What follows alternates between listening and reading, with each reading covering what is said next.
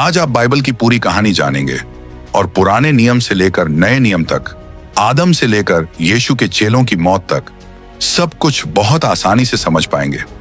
सच कहूं तो जब आप ये वीडियो पूरा देख लेंगे, आप पहले जैसे नहीं रहेंगे।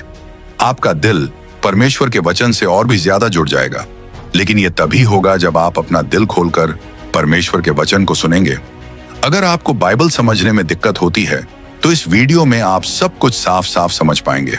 और जब आप ये सारी बातें सुन लेंगे तो मुझे पूरा यकीन है कि आपका मन संभल जाएगा और आपको परमेश्वर के वचन से सच्ची रोशनी मिलेगी। सब कुछ शुरुआत में शुरू हुआ। शुरुआत से भी पहले सिर्फ परमेश्वर थे। वह हमेशा से है, वह कभी भी खत्म नहीं हुए। वह अनादि हैं, यानी हमेशा से हैं। उनकी कोई शुरुआत नहीं थी, वह खुद हर चीज की शुरुआत है। वह बनाए नहीं गए थे, वह खुद सबके बनाने वाले हैं। उन्हें कभी अस्तित्व में आने की जरूरत नहीं पड़ी, क्योंकि वह हमेशा से मौजूद है। वह अनंत के पिता हैं और अनंत होना, ये बात सिर्फ परमेश्वर में ही पाई जाती है। शुरुआत में परमेश्वर ने आसमान और धरती बनाई। छठे दिन परमेश्वर ने इंसान को बनाया, अपनी तरह, अपनी पहचान में, और उसी इंसान से उसने औरत को बनाया। आदम और हव्वा बिल्कुल साफ दिल वाले थे, मासूम थे और पूरी तरह परफेक्ट थे। उनका परमेश्वर से सीधा गहरा रिश्ता था। वे उसके बगीचे में खुशी से रहते थे और उसकी बनाई हर चीज की देखभाल करते थे। लेकिन फिर उन्होंने पाप कर दिया और पूरी इंसानियत एक गहरी मुसीबत में गिर गई, क्योंकि हम सब आदम से ही आते हैं। आदम और हव्वा के दो बेटे थे, केन और हाबिल। जलन में आकर केन ने अपने ही भाई को मार दिया। वह इतिहास का पहला कातिल बन गया। कुछ समय बाद उनका एक और बेटा हुआ, सेथ, और सेथ की संतानों में से एक ऐसा वंश उठा जो फिर से परमेश्वर की तरफ मुड़ा। लेकिन धीरे धीरे धरती पर बुराई बढ़ने लगी, हिंसा बढ़ती गई, लोग बहुत गलत रास्ते पर जाने लगे। फिर परमेश्वर ने तय किया कि वह इंसान को, जिसे उसने खुद बनाया था, धरती से मिटा देगा। लेकिन एक आदमी था जो सच्चा था, सीधा था, वह था नूह। इसीलिए परमेश्वर ने बाढ़ के जरिए अपना न्याय किया। लेकिन उसने नूह को बचा लिया, नूह की पत्नी को भी, और उसके 3 बेटों शेम, हम और याफेत, और उनकी पत्नियों को भी, उसी बड़ी नाव में जिसे उन्होंने बनाया था। नूह के बेटों से परमेश्वर ने फिर से दुनिया भर की जातियों की शुरुआत करवाई। शेम सेमिटिक लोगों का पिता बना, हम अफ्रीका और एशिया की कई जातियों का पूर्वज बना, और याफेत यूरोप की जातियों की जड़ बना। फिर एक समय आया जब परमेश्वर ने एक खास परिवार चुना, एक ऐसा परिवार जिसके जरिए वो वादा किया हुआ मसीह दुनिया में भेजने वाला था। उसने अब्राम को बुलाया, ऊर नाम की जगह से।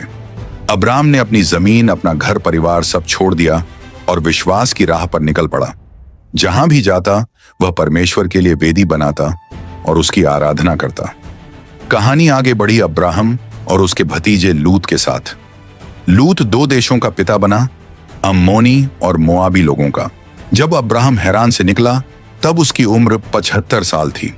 परमेश्वर ने उससे वादा किया कि उसे एक बेटा मिलेगा, एक वादे का बच्चा, और उसी से एक बहुत बड़ी जाति बनेगी और दुनिया के हर परिवार को उसके जरिए आशीष मिलेगी। अब्राहम ने परमेश्वर के वादे के पूरा होने का पूरे 11 साल इंतजार किया। फिर सरै, जिसका भरोसा अब टूट चुका था, उसने अपनी दासी हाजिरा को अब्राहम के साथ भेज दिया ताकि अब्राहम से एक बच्चा हो सके। और फिर इस्माइल पैदा हुआ। वह एक बहुत बड़ी जाति का पिता बना, अरबी लोग, जो आगे चलकर इसराइल के पुराने दुश्मन बने। जब अब्राहम 99 साल के थे तब परमेश्वर फिर उनके सामने आया। उसने अब्राहम से कहा कि बाहर निकलो, आसमान देखो और कोशिश करो कि तारों को गिन सको। फिर परमेश्वर ने कहा कि उनकी संतानें भी तारों और रेत की तरह अनगिनत होंगी। लेकिन परमेश्वर ने यह भी बताया कि उनकी संतानें 430 साल तक गुलामी में रहेंगी। परमेश्वर ने अब्राम का नाम बदल दिया। अब्राम का मतलब था महान पिता, और परमेश्वर ने उसका नाम रख दिया अब्राहम, जिसका मतलब है बहुत सारी जातियों का पिता। वादा किया हुआ बच्चा अभी तक पैदा नहीं हुआ था, और उसी समय अब्राहम 100 साल के थे और सारा 90 साल की थी जब इसहाक पैदा हुआ। इसहाक ने रिबेका से शादी की, लेकिन रिबेका को बच्चे नहीं हो रहे थे। 20 साल बाद परमेश्वर ने रिबेका को चंगा किया और उनके जुड़वां बेटे हुए एसाव और याकूब। एसाव आगे चलकर एक बड़े लोगों का पिता बना और याकूब, जिसका नाम बाद में इसराइल रखा गया, वही इसराइल की जाति का पिता बना। याकूब के 12 बेटे थे और एक बेटी। याकूब के दूसरे आखिरी बेटे योसेफ की वजह से पूरा परिवार मिस्र चला गया। कुल 70 लोग। मिस्र में उन्हें गोशेन नाम की एक अच्छी उपजाऊ जगह मिली। वहां वे बस गए और धीरे धीरे वो 70 लोग बहुत बड़ी गिनती में बढ़ गए। 400 साल मिस्र में रहने के बाद मूसा की अगुवाई में वे वहां से निकल पड़े। सिर्फ मर्द ही 6 लाख से ज्यादा थे। औरतों और बच्चों को मिलाकर लगभग 20 लाख लोग थे। वो वादा किए हुए देश की तरफ जा रहे थे। ये सफर सिर्फ 3 महीने का होना चाहिए था, लेकिन लोगों के अविश्वास की वजह से ये यात्रा 40 साल चलती रही। 12 जासूस वादा किए हुए देश को देखने भेजे गए थे, लेकिन उनमें से 10 लोग डराने वाली और बिल्कुल निराश करने वाली रिपोर्ट लेकर लौट आए। उन्होंने लोगों को भड़का दिया और सबको परमेश्वर और मूसा के खिलाफ खड़ा कर दिया। वहां रहने वाले लोग बहुत बड़े दिग्गज जैसे थे। उन्हें देखकर इस्राएल के लोगों को लगा कि हम तो उनके सामने छोटे टिड्डे जैसे हैं, और उन्होंने परमेश्वर की ताकत को बहुत ही कम समझ लिया। फिर परमेश्वर ने उन्हें सख्त सजा दी। उसने कहा कि जो लोग उस पर भरोसा नहीं करते वे सब उसी रेगिस्तान में मर जाएंगे, और सिर्फ 2 जासूस यहोशू और कालेब, जो सच्चे और वफादार थे, उन्हीं को वादा किया हुआ देश मिलेगा। इस्राएल के लोग 40 साल तक उसी रेगिस्तान में घूमते रहे। 1 साल उनके जासूसी किए गए एक दिन के बराबर। वो रेगिस्तान दुनिया का सबसे बड़ा कब्रिस्तान बन गया। मिस्र से निकली हुई पूरी पीढ़ी वहीं खत्म हो गई, सिर्फ 2 लोग छोड़कर, जिन्होंने परमेश्वर पर सच में भरोसा किया। 40 साल बाद यहोशू की अगुवाई में 6 साल तक उस देश को जीतने की लड़ाइयां चली, लेकिन अभी भी काफी जमीन लेना बाकी था। यहोशू, जो मूसा का बहुत करीबी था, परमेश्वर की बुलाहट और उसकी खास ताकत के साथ लोगों को वादा किए हुए देश में ले गया। यहोशू के गुजर जाने के बाद लगभग 330 साल का एक लंबा समय शुरू हुआ, जिसे न्यायियों का समय कहा जाता है। ये वक्त इस्राएल के लिए बहुत उलझन और उतार चढ़ाव वाला था। लोगों की आत्मिक हालत कभी ऊपर होती, कभी नीचे। कुल मिलाकर बड़ा मुश्किल समय था। इस दौरान लोग जो मन में आता था वही करते थे। उनके दिल इतने कठोर हो गए थे कि वे परमेश्वर की बात मानना ही नहीं चाहते थे, और इसी वजह से कई दुश्मन उन्हें दबाते रहे, परेशान करते रहे। इसी समय परमेश्वर ने कुछ बहुत मजबूत और बहादुर नेता उठाए। गिदोन, येफ्ता, सामसन और शमूएल जैसे लोग। इस लंबे दौर के बाद एक नया समय आया, राजाओं का समय। इस्राएल के लोग अपने आसपास की जातियों को देखते थे। वे भी राजा चाहते थे। उन्हें अब यह पसंद नहीं था कि परमेश्वर ही उन पर राज करे। फिर शमूएल, जो आखिरी न्यायी था, उसने शाऊल को इस्राएल का राजा बनाया। शाऊल ने 40 साल राज किया। उसकी शुरुआत अच्छी थी, लेकिन अंत बहुत बुरा निकला। पहले वह नम्र था, पर वक्त के साथ साथ वह घमंडी हो गया, कठोर हो गया, और आखिर में विद्रोह और भटकाव में गिर गया। शाऊल के बाद दाऊद 40 साल तक राजा रहा। उसने इस्राएल की राजधानी हेब्रोन से यरूशलेम में ले जाकर बसाई। दाऊद का राज बहुत सफल था। उसने अपने राज्य को मजबूत बनाया, नई जमीनें जीती, दुश्मन सेनाओं को हराया, और हर कदम पर परमेश्वर के साथ चलता रहा। दाऊद सच में परमेश्वर के दिल के बहुत करीब था। हाँ, उससे एक बड़ा पाप हो गया था, परमेश्वर के खिलाफ, अपने परिवार और अपने लोगों के खिलाफ। लेकिन उसने दिल से पश्चाताप किया और परमेश्वर ने उसे पूरी तरह माफ कर दिया। दाऊद की ही संतानों से मसीह आने वाला था। दाऊद की मौत के बाद उसका बेटा सुलेमान 40 साल तक राजा रहा। सुलेमान ने परमेश्वर से सिर्फ एक चीज मांगी, बुद्धि, और परमेश्वर ने उसे बुद्धि भी दी और खूब दौलत भी दी। सुलेमान अपने समय का बहुत मशहूर और सम्मानित राजा बना। उसने यरूशलेम में सुंदर और भव्य मंदिर बनवाया, और उसके राज में लंबे समय तक शांति रही। लेकिन उसकी बहुत सी पत्नियों की वजह से धीरे धीरे उसका दिल बिगड़ गया, और सिर्फ बुढ़ापे में वह फिर से परमेश्वर की ओर लौटा और अपने पापों का सच्चा पछतावा किया। इस तरह 120 साल तक इस्राएल एक ही बड़ा राज्य था, लेकिन तीनों राजाओं की अपनी अपनी कमजोरी थी। शाऊल जादू टोने में फंस गया, दाऊद गलत रिश्ते के जाल में गिर गया, और सुलेमान मूर्तियों में उलझ गया। परमेश्वर ने लोगों की मांग पूरी करके उन्हें राजा तो दे दिए, लेकिन इस गलत फैसले का नुकसान लोगों को खुद ही उठाना पड़ा। सुलेमान की मौत के बाद राज्य दो हिस्सों में टूट गया, क्योंकि उसका बेटा रहूबियाम लोगों की एक साधारण सी बात सुनने को तैयार नहीं था। टैक्स थोड़ा कम कर दो। सुलेमान का पूरा वैभव, उसकी चमक, उसकी शान, सब मजदूरों की कड़ी मेहनत और भारी भरकम टैक्स से चल रहा था। सत्ता बदल रही थी तो लोगों ने मौका देखकर कहा कि अब कुछ बदलाव होना चाहिए। लेकिन जब रहूबियाम ने उनकी बात नहीं सुनी तो लोग उसके साथ नहीं रह पाए और फिर 12 में से 10 खानदान उसके खिलाफ हो गए। उन्होंने येरोबोआम को अपना नेता चुना और एक नया राज्य बना लिया, उत्तरी राज्य। इस नए राज्य की राजधानी सामरिया थी। उत्तरी राज्य 209 साल चला। इन 209 सालों में 8 अलग परिवारों से 19 राजा बने। लेकिन दुख की बात यह थी कि इनमें से एक भी राजा अच्छा नहीं था। सब के सब परमेश्वर से दूर चले गए और येरोबोआम के गलत रास्ते पर ही चलते रहे। इस राजा ने धर्म को अपने राजनीतिक फायदे के लिए इस्तेमाल करना शुरू कर दिया। उसे डर था कि अगर लोग यरूशलेम जाकर मंदिर में पूजा करेंगे तो उनका दिल यहूदा के राजाओं की तरफ झुक जाएगा। इसलिए येरोबोआम ने उत्तरी राज्य में ही नए मंदिर बनवाए, बेतैल, गिलगाल और बीरशेबा में। इन मंदिरों में उसने सोने का एक बछड़ा रख दिया और लोगों को बहकाया कि वे उसी को परमेश्वर मानकर पूजा करें। उत्तरी राज्य के सारे 19 राजा यही गलत रास्ता अपनाते गए। सब बुरे थे, सब भ्रष्ट थे। एक भी राजा ऐसा नहीं था जिसने सच में परमेश्वर को खोजा हो। इसी समय परमेश्वर ने कुछ सच्चे भविष्यवक्ता उठाए जो राजाओं के पापों को उजागर करें और उन झूठे भविष्यवक्ताओं को भी रोकें जो पैसे लेकर अपनी बातें बदल देते थे। तभी परमेश्वर ने आमोस, होशे और मीका को खड़ा किया। उन्होंने पूरे दम से देश की सारी बुराइयों का सामना किया। महलों से लेकर झोपड़ियों तक, झूठे मंदिरों से लेकर बाजार तक, सड़कों से लेकर खेतों तक उन्होंने जोर से कहा राजनीतिक भ्रष्टाचार के खिलाफ। उन्होंने आवाज उठाई धर्म को नष्ट करने वालों के खिलाफ। उन्होंने परमेश्वर की तरफ से राजाओं, नेताओं और अधिकारियों को चेतावनी दी। उन्होंने सामाजिक नाइंसाफी और गरीबों के साथ हो रहे अन्याय को उजागर किया।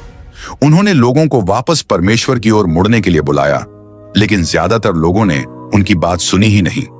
उनकी आवाज लोगों के दिलों तक पहुंची ही नहीं। अहाब के समय में उसकी पत्नी जेजेबेल की वजह से बाल नाम के झूठे देवता की पूजा पूरे इस्राएल में फैल गई। बाल कनानियों का समृद्धि का देवता माना जाता था और उसकी पूजा ने लोगों को परमेश्वर से बहुत दूर कर दिया। इसी वक्त परमेश्वर ने भविष्यवक्ता एलियाह को उठाया। एलियाह का काम था इस नकली देवता को बेनकाब करना और लोगों को दिखाना कि ये बुरा और झूठा देवता किसी काम का नहीं है। और उसी राज्य में परमेश्वर ने एलीशा को भी बुलाया ताकि वो एलियाह के बाद एक बड़ी और अद्भुत सेवकाई पूरी करे। लेकिन इस्राएल बार बार परमेश्वर की बात सुनने से इनकार करता रहा।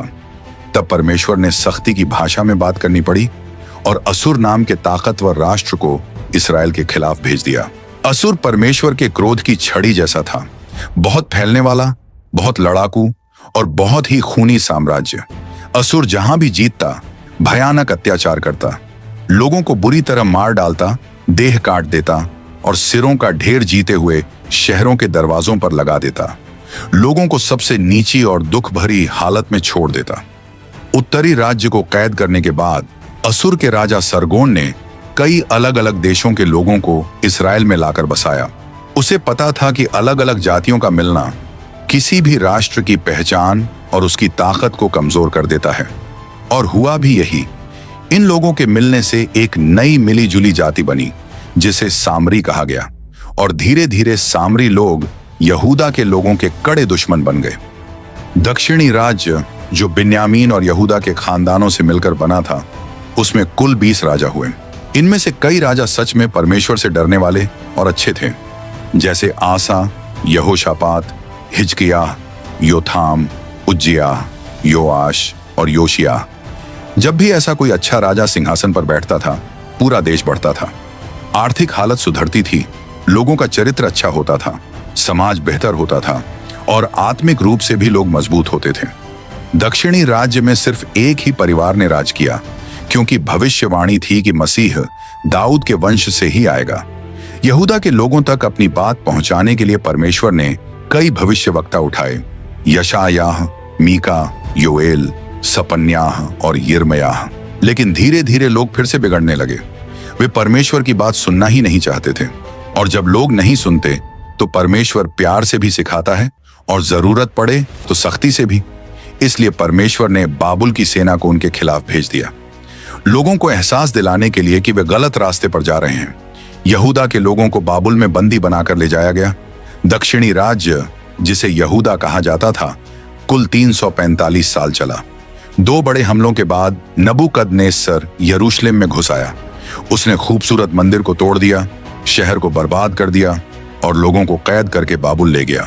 यरूशलेम ढह चुका था, बिखर चुका था और बहुत ही शर्मनाक हालत में छोड़ दिया गया। यहूदा के लोग 70 साल तक बाबुल में कैद रहे, जैसा कि परमेश्वर ने भविष्यवक्ता यिर्मयाह को पहले ही बता दिया था। कैद के इन सालों में परमेश्वर ने यिर्मयाह, यहेजकेल और दानिएल जैसे भविष्यवक्ता उठाए। इस पूरे समय में लोगों के दिल मूर्तियों से दूर होने लगे और इसी दौर में सभा भवन यानी सिनगॉग बनना शुरू हुए। जब परमेश्वर का तय किया हुआ समय पूरा हुआ, तब यहूदा के लोगों को वापस अपने देश लौटने की इजाजत मिली। तब तक बाबुल मेद फारस की साम्राज्य के हाथों हार चुका था। कुरस, जिसके बारे में परमेश्वर ने उसके जन्म से 200 साल पहले ही बता दिया था, उसने यहूदी लोगों को आजाद किया और उन्हें कनान की भूमि वापस जाने का रास्ता खोल दिया। लोग 3 अलग अलग समूहों में लौटे। पहला समूह जरूब्बाबेल की अगुवाई में मंदिर को फिर से बनाने के लिए, दूसरा समूह एज्रा की अगुवाई में लोगों को परमेश्वर की शिक्षा फिर से सिखाने के लिए, और तीसरा समूह नेहेमायाह की अगुवाई में शहर की दीवारें दोबारा खड़ी करने और लोगों को राजनीतिक और आत्मिक रूप से फिर से मजबूत करने के लिए। जैसे ही लोग कैद से लौटकर आए और मंदिर बनाना शुरू किया, तुरंत परेशानियां आने लगीं।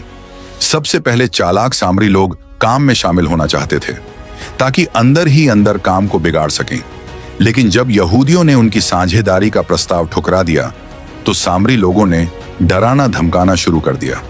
फिर उन्होंने राजा आर्टेक्सर्स को चिट्ठी लिखी और यहूदियों पर झूठा आरोप लगाया कि वे मिद फारस के खिलाफ बगावत की योजना बना रहे हैं। इन झूठे आरोपों की वजह से मंदिर का काम करीब 20 साल के लिए रुक गया। इस लंबे रुकावट के दौरान लोगों का जोश कम हो गया। वे परमेश्वर के घर की चिंता छोड़कर अपने अपने कामों में लग गए। अपने घर बनाना, उन्हें सजाना, संवारना, और परमेश्वर का घर वहीं टूटा फूटा पड़ा रहा। इसी समय परमेश्वर ने हाग्गै और जकर्याह नाम के भविष्यवक्ता उठाए, जो लोगों को वापस परमेश्वर की ओर बुलाए। उनके संदेश का असर बहुत तेज और बहुत गहरा था। लोगों ने अपनी गलतियां मानी, दिल से पश्चाताप किया और पूरे उत्साह के साथ मंदिर बनाना फिर से शुरू कर दिया। इसके बाद एक बड़ी आत्मिक जागृति आई, परिवारों में बदलाव आया, याजकों की सेवकाई सुधरी और लोग पूरे दिल से परमेश्वर की ओर लौट आए। लगभग 100 साल बीत गए और एक नई पीढ़ी आ गई। अब लोग मंदिर तो जाते थे, बलिदान भी चढ़ाते थे, लेकिन उनके दिल में परमेश्वर की इज्जत नहीं रह गई थी। वे परमेश्वर के सामने अंधे, बीमार और लंगड़े जानवर चढ़ाते थे, जैसे परमेश्वर की मेज किसी काम की ही न हो। याजक भी खराब और भ्रष्ट हो गए थे। उन्होंने लोगों को परमेश्वर का वचन सिखाना पूरी तरह छोड़ दिया था। परिवारों पर इसका गहरा असर पड़ा। शादियां टूटने लगीं, तलाक बढ़ने लगे। लोगों को यह भरोसा ही नहीं रहा कि परमेश्वर सच में न्याय करता है। इसलिए उन्होंने 10वां हिस्सा देना भी हल्के में लेना शुरू कर दिया। वे मंदिर आते तो थे, पर दिल से परमेश्वर से बहुत दूर थे। इसी समय परमेश्वर ने मलाकी को उठाया ताकि वह लोगों को वापस परमेश्वर की ओर बुलाए, पश्चाताप की ओर। यहीं पर पुराना नियम खत्म होता है। मसीह के आने से 400 साल पहले भविष्य वक्ता मलाकी के बाद लगभग 400 साल का एक लंबा समय आता है, जिसे चुप्पी का समय या 2 नियमों के बीच का समय कहा जाता है। इस दौरान कई धार्मिक इतिहास की किताबें लिखी गईं जो बाइबल का हिस्सा नहीं है, जिन्हें अपोक्रिफा किताबें कहा जाता है। इसी समय पुराना नियम इब्रानी भाषा से यूनानी भाषा में अनुवाद किया गया और यह अनुवाद सेप्टुएगिंट कहलाया। मेदो फारसी साम्राज्य के गिरने के बाद दुनिया पर यूनानी साम्राज्य का कब्जा हो गया। सिकंदर महान ने एक एक करके कई देश जीत ली, लेकिन सिर्फ 33 साल की उम्र में वह मर गया। कहते हैं वह इसलिए रो रहा था क्योंकि अब उसके पास और कोई देश नहीं बचा था जिसे वह जीत सके। उसने अपना साम्राज्य बहुत जल्दी फैलाया और इसी के साथ यूनानी भाषा और यूनानी संस्कृति पूरी दुनिया में फैल गई। बाद में यही भाषा सुसमाचार को हर जगह पहुंचाने में बहुत काम आई। सिकंदर की मौत के बाद उसका राज्य 4 सेनापतियों में बांट दिया गया। इनमें 2 बहुत ताकतवर थे, मिस्र वाले टॉलेमीज और सीरिया वाले सेल्यूसिड्स वंश के राजा। ये दोनों हमेशा लड़ते रहते थे और इजराइल कभी इनके नीचे कभी उनके नीचे आता जाता था। इसी समय एंटियोकस एपिफनीस ने यहूदी लोगों को बहुत चोट पहुंचाई। उसने यरूशलेम के मंदिर में सूअर की बलि दे दी, जो उनके लिए बहुत बड़ा अपमान था। यहीं से मक्काबियों का युद्ध शुरू हुआ। बहुत संघर्ष के बाद यहूदा मक्काबी ने यह लड़ाई जीत ली। 61 ईसा पूर्व में पोम्पेई ने यरूशलेम पर कब्जा कर लिया और रोमी लोग इजराइल पर राज करने लगे। उस समय हेरोद महान राजा था। हेरोद काम करने में बहुत तेज था। उसने यरूशलेम के मंदिर को बड़ा और सुंदर बनाया, कैसरिया का बंदरगाह बनाया ताकि दुनिया भर में व्यापार हो सके और परमेश्वर के दूत आसानी से दूसरे देशों तक जा सकें। उसने मसादा का किला बनाया और कई बड़े महल और मजबूत किले खड़े किए। लेकिन हेरोद के अंदर बहुत डर था। वह असुरक्षित और हिंसक आदमी था। उसे हर दिन यही डर लगता था कि कहीं उसका ताज छिन न जाए। उसने 10 शादियां की और बहुत से बच्चे हुए। जब उसने मरियम ने नाम की रईस औरत से शादी की तो हेरोद ने डर के कारण उसके पूरे परिवार को मरवा दिया, बस इसलिए कि कोई उसका सिंहासन न ले ले। उसकी सास की बात मानकर हेरोद ने अपने 17 साल के भांजे आर्कलाउस को यरूशलेम का महायाजक बना दिया। लेकिन बाद में जब उसने देखा कि लोग उसे पसंद करने लगे हैं तो हेरोद ने उसे भी मार डाला। डरी हुई सास मिस्र भाग गई, लेकिन हेरोद ने उसके पीछे अपने आदमी भेज दिए ताकि उसे ढूंढ कर मार दिया जाए। सीजर ऑगस्टस ने उसके किए हुए जुल्मों की वजह से उसे रोम बुला लिया, लेकिन जाने से ठीक पहले हेरोद ने अपनी पत्नी मरियम को मरवा दिया, क्योंकि उसे डर था कि उसकी गैरहाजिरी में वह उसके खिलाफ साजिश करेगी। कुछ समय बाद उसने अपने 2 बेटों को पढ़ाई के लिए रोम भेजा। उसकी बहन सालोमी को लगता था कि दोनों बेटे वापस आकर सिंहासन के लिए और भी तैयार हो जाएंगे, लेकिन हेरोद ने बिल्कुल भी इंतजार नहीं किया। उसने दोनों बेटों को गला दबवाकर मरवा दिया। मरने से पहले हेरोद ने अपनी बहन सालोमी से कसम खिलवाई कि वह यरूशलेम के हर परिवार में से कम एक रईस आदमी को जरूर मरवाएगी, क्योंकि वह चाहता था कि उसके अंतिम संस्कार पर हर घर में रोना हो। सोचो कितना क्रूर इंसान था वह। यही वही आदमी था जो तब घबरा गया जब उसे ज्ञानी लोगों से पता चला कि यहूदिया में एक बच्चा पैदा हुआ है जो इजराइल का राजा बनेगा। हेरोद महान की मौत के बाद लगभग 4 ईसा पूर्व उसका पूरा राज्य उसके 4 बेटों में बांट दिया गया। उनमें से एक बेटा आर्चेलॉस यहूदिया, सामरिया और एदोम का राजा बना। वह बहुत बुरा शासक था। आखिर में यहूदी लोग रोम से उसे हटाने की गुजारिश करने लगे। रोम भी यहूदिया की लगातार परेशानियों से तंग आ चुका था, इसीलिए रोम ने वहां एक रोमी गवर्नर नियुक्त किया और उस समय पिलातुस वहां का गवर्नर था। उस समय हालात बहुत खराब थे। परमेश्वर के चुने हुए लोग हेरोद की बुरे राज में दबे हुए थे और रोमियों की गुलामी में पूरी तरह टूट चुके थे। ऐसी हालत में लोगों के दिल में फिर से उम्मीद जागी। उन्हें लगने लगा कि अब मसीहा आएगा जो उन्हें आजादी देगा, जो उन्हें इस बुरी हालत से निकालेगा। लोग मुक्ति के लिए रो रहे थे, दिल से पुकार रहे थे कि कोई उन्हें इस गलत और कड़े राज से बचाए। इसी समय बिल्कुल परमेश्वर के तय किए हुए सही वक्त पर बाइबल की भविष्यवाणियां पूरी हुई और यीशु का जन्म यहूदिया के बेतलहम में हुआ। परमेश्वर का अनंत वचन इंसान बनकर इस धरती पर आया। वह हमारे बीच रहा, कृपा और सच्चाई से भरा हुआ। यीशु ने इंसान का शरीर पहना, नम्रता से चले, हमारी जमीन पर चले, हमारी रोटी खाई, हमारा पानी पिया। उन्होंने हमारा दर्द महसूस किया, हमारे साथ रोए, हमारे पाप अपने शरीर पर उठाए और सलीब पर जान दे दी। फिर यीशु महिमा में जी उठे ताकि हम बचें, ताकि हमें नई जिंदगी मिले। यूनानी, रोमी और यहूदी तीनों संस्कृतियों ने मिलकर मसीहा के आने का रास्ता तैयार किया। जब यीशु पैदा हुए, पूरी फिलिस्तीन रोमन राज में थी। हेरोद की बुराई बढ़ती जा रही थी, इसलिए यूसुफ और मरियम नन्हे यीशु को लेकर मिस्र चले गए। वह वहां तब तक रहे जब तक वह दुष्ट राजा नहीं मर गया। फिर वे मिस्र से लौटकर नासरत में रहने लगे, वही शहर जहां वे पहले रहते थे। और वही नासरत में यीशु बड़े हुए, एक बढ़ई के बेटे की तरह, साधारण, शांत, हमारी दुनिया के बीच। जब यीशु 30 साल के हुए, तभी उन्होंने अपनी सेवकाई शुरू की। उन्हें यर्दन नदी में यूहन्ना बपतिस्मा देने वाले ने बपतिस्मा दिया और इसी तरह यीशु ने दिखाया कि वो उन लोगों के साथ खड़े हैं जिन्हें वो बचाने आए थे, मतलब हम सब पापी लोगों के साथ। वहीं यर्दन में जब यीशु प्रार्थना कर रहे थे, आसमान खुल गया और परमेश्वर पिता ने कहा, ये मेरा प्यारा बेटा है और मैं इससे बहुत खुश हूं। उसी समय पवित्र आत्मा कबूतर की तरह यीशु पर उतरा और उन्हें ताकत दी ताकि वे अपनी सेवकाई शुरू कर सकें। यर्दन से निकलकर पवित्र आत्मा यीशु को रेगिस्तान में ले गया। वहां यीशु ने 40 दिन और 40 रातें उपवास किया। इसी दौरान शैतान ने 3 बार यीशु को फुसलाने की कोशिश की।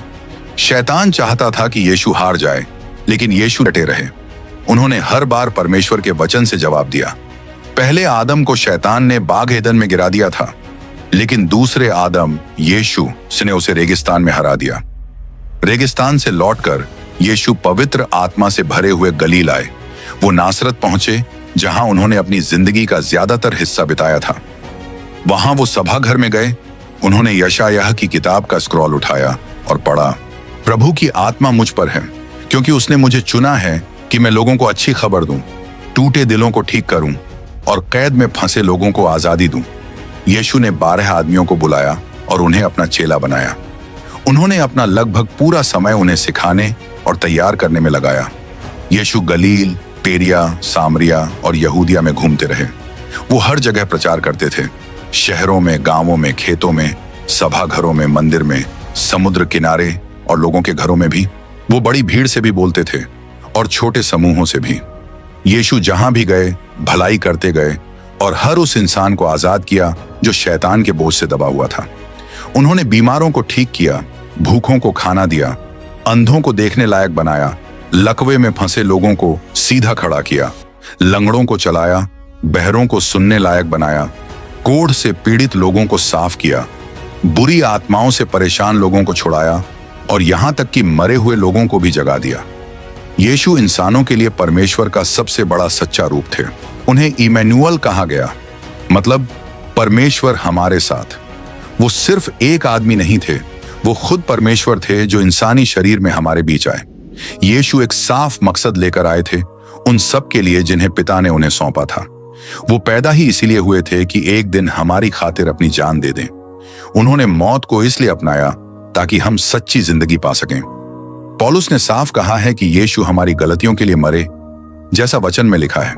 फिर उन्हें दफना दिया गया और तीसरे दिन वो फिर से जिंदा हुए, ठीक उसी तरह जैसे वचन में लिखा था। उनकी मौत कोई हादसा नहीं थी और उनका जी उठना कोई अचानक चौंकाने वाली बात नहीं थी। शैतान ने कई तरीके अपनाए ताकि यीशु क्रूस तक न पहुंचे, लेकिन यीशु क्रूस की ओर वैसे ही बढ़े जैसे कोई राजा अपने ताज की ओर बढ़ता है। क्रूस पर यीशु ने सांप के सिर को कुचल दिया और हर बुरी ताकत पर जीत हासिल की, उन्हें सबके सामने शर्मिंदा कर दिया। क्रूस पर ही यीशु ने हमारा छुटकारा पूरा किया। क्रूस पर ही उन्होंने हमें आजादी दी। मौत उन्हें रोक नहीं पाई। तीसरे दिन यीशु फिर से जी उठे ताकि हम परमेश्वर के सामने बरी ठहरें बिना किसी दोष के। स्वर्ग पर जाने से ठीक पहले यीशु ने अपने चेलों से कहा कि वो यरूशलेम में ही रुके रहें जब तक पिता का वादा उनकी जिंदगी में पूरा ना हो जाए और जब तक पवित्र आत्मा उन्हें ताकत से न भर दे। प्रेरितों के काम 1:8 में यीशु साफ बताते हैं कि पवित्र आत्मा आने के बाद तुम्हें नई ताकत मिलेगी और फिर तुम मेरे गवाह बनोगे यरूशलेम में, पूरे यहूदिया में, सामरिया में और फिर दुनिया के आखिरी कोने तक। पेंटेकोस्ट के बाद यरूशलेम में कलीसिया तेजी से बढ़ने लगी। हर रोज नए लोग जुड़ते गए। लूका ने यह बढ़त प्रेरितों के काम की किताब में 7वें अध्याय तक लिखी है। लेकिन कलीसिया अभी भी सिर्फ यहूदिया में ही थी। तब परमेश्वर ने एक बड़ा सताव आने दिया। इससे विश्वासी हर तरफ फैल गए और जहां भी गए वहां परमेश्वर का संदेश लेकर गए। इसी तरह फिलिप्पुस सामरिया पहुंचा। वो वहां गया दुश्मनी और दूरियों को तोड़ते हुए और बड़ी सामर्थ के साथ सुसमाचार सुनाने लगा। लोग बहुत खुश हुए। जो बातें वो सुन रहे थे और जो चमत्कार वो अपनी आंखों से देख रहे थे, दोनों उन्हें गहराई से छू रहे थे। फिलिप्पुस सचमुच कानों और आंखों दोनों को परमेश्वर का काम दिखा रहा था। फिर जब पतरस और यूहन्ना आए और उन्होंने सामरिया के लोगों पर हाथ रखे तो उन्होंने भी पवित्र आत्मा को पा लिया। सुसमाचार इजराइल से बाहर फैलना तब शुरू हुआ जब कलीसिया को सताने वाला तरसुस का साउल दमिश्क के रास्ते पर बदल गया। उसी पल उसका पूरा जीवन उलट गया। और वही इंसान परमेश्वर का सबसे बड़ा दूत बन गया। इसके बाद गैर यहूदी लोगों की पहली बड़ी कलीसिया सीरिया के एंटियोक में बनी। यही कलीसिया दूसरी संस्कृतियों तक सुसमाचार ले जाने का सबसे बड़ा केंद्र बनी। फिर बरनबास और साउल अपनी पहली मिशन यात्रा पर निकले। वो गलातिया के इलाकों से गुजरे, परगा, डरबे, इकोनियम और लिस्ट्रा। जहां भी गए वहीं नई कलीसियाएं बनाई और स्थानीय अगुवों को जिम्मेदारी दी। दूसरी मिशन यात्रा में पौलुस और सीलास मक्केदुनिया और अखाया पहुंचे। वहां उन्होंने फिलिपाई, थेसलोनिका, बेरिया और कोरिन्थ में कलीसियाएं शुरू की। सीरिया के एंटियोक से ही पौलुस ने गलातियों को पत्र लिखा, फिर कोरिन्थ वालों को और थिस्सलुनीके को 2 पत्र भेजे। तीसरी मिशन यात्रा में पौलुस एशिया माइनर पहुंचे। वो 3 साल तक एफिसुस में रहे, जो उस पूरे प्रांत की राजधानी थी। यहीं से उन्होंने कुरिन्थुस की कलीसिया के लिए 2 महत्वपूर्ण पत्र लिखे। एफिसुस बहुत बड़ा शहर था, 3 लाख से भी ज्यादा लोगों वाला। वहीं देवी डायना का मंदिर था, संगमरमर का एक विशाल महल जो एथेंस के पार्थेनॉन से 4 गुना बड़ा था। यह प्राचीन दुनिया के 7 आश्चर्यों में से एक माना जाता था। जिन सालों तक पौलुस एशिया माइनर में रहे, पूरा इलाका कलीसियाओं से भर गया। परगामुम, थुआतीरा, सार्दिस, फिलाडेल्फिया, लौदीकिया, कुलुस्से और हियरापोलिस, हर जगह नई कलीसियाएं खड़ी हो गईं। सम्राट क्लॉडियस के समय दुनिया में बहुत भयंकर अकाल पड़ा। इसी वजह से यहूदी लोगों को रोम से निकाल दिया गया, जैसा कि प्रेरितों के काम 18:2 में लिखा है। तब पौलुस ने गैर यहूदी कलीसियाओं में एक बड़ी सहायता इकट्ठी की ताकि यहूदिया के गरीब विश्वासी मदद पा सकें। यरूशलेम के लिए निकलने से पहले उन्होंने इफिसुस के अगुओं से कहा कि आगे हर शहर में उन्हें मुश्किलें और जंजीरें ही मिलेंगी, लेकिन वो पीछे नहीं हटे, क्योंकि उनका एक ही मकसद था, परमेश्वर के अनुग्रह का संदेश पूरे दिल से सुनाना। रवाना होने से ठीक पहले उन्होंने अपना सबसे गहरा और बड़ा पत्र लिखा, रोमियों का पत्र।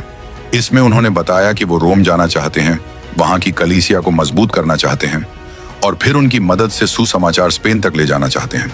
पौलुस ने यहूदिया के गरीब लोगों के लिए बहुत बड़ी मदद पहुंचाई थी, फिर भी उसे यरूशलेम में पकड़ लिया गया। उसके बाद उसे कैसरिया ले जाया गया, जहां 2 साल तक यहूदी लोग उसके खिलाफ शिकायत करते रहे, राज्यपाल फेलिक्स और फेस्टुस के सामने। फेस्टुस उसे यहूदी सभा यानी सनहेद्रीन के हवाले करना चाहता था, जहां पौलुस की जान को खतरा था। तभी पौलुस ने अपने रोमी नागरिक होने का हक इस्तेमाल किया और कहा कि उसका मुकदमा रोम में चलना चाहिए। रोम की यात्रा में उनका जहाज भयानक तूफान में फंस गया और पूरा टूट गया, लेकिन जैसा परमेश्वर ने कहा था, सभी लोग चमत्कारिक तरीके से बच गए। वो मल्टा नाम के एक द्वीप पर पहुंचे। वहां एक तेज जहर वाला सांप पौलुस के हाथ पर चिपक गया, पर परमेश्वर ने उस जहर का कोई असर नहीं होने दिया। फिर परमेश्वर ने पौलुस के जरिए उस द्वीप के सभी बीमार लोगों को भी ठीक किया। मल्टा के लोगों ने पौलुस का बहुत सम्मान किया और रोम भेजते समय उसकी हर जरूरत पूरी की। रोम पहुंचकर पौलुस 2 साल तक एक छोटे से किराए के घर में कैद रहा। वहीं वह सैनिकों को परमेश्वर का संदेश सुनाता रहा, विश्वासियों को हिम्मत देता रहा और वहीं से उसने 4 खास पत्र लिखे, इफिसियों, फिलिपियों, कुलुस्सियों और फिलेमोन को। इस सब के बाद पौलुस जेल से छोड़ दिया गया। रिहा होते ही उसने तीमुथियुस को पहला पत्र लिखा और तीतुस को भी पत्र भेजा। लेकिन साल 64 आते ही कलीसिया पर होने वाला अत्याचार धार्मिक नहीं रहा, वो पूरी तरह राजनीतिक बन गया और पौलुस को दोबारा पकड़ लिया गया। इस बार उसे एक बहुत ही गंदी, अंधेरी, नीचे बनी कोठरी में बंद कर दिया गया, जहां न रोशनी थी न हवा और हालात बहुत खराब थे। 17 जुलाई साल 64 में रोम शहर, जहां लाखों लोग रहते थे, पूरी तरह जल उठा।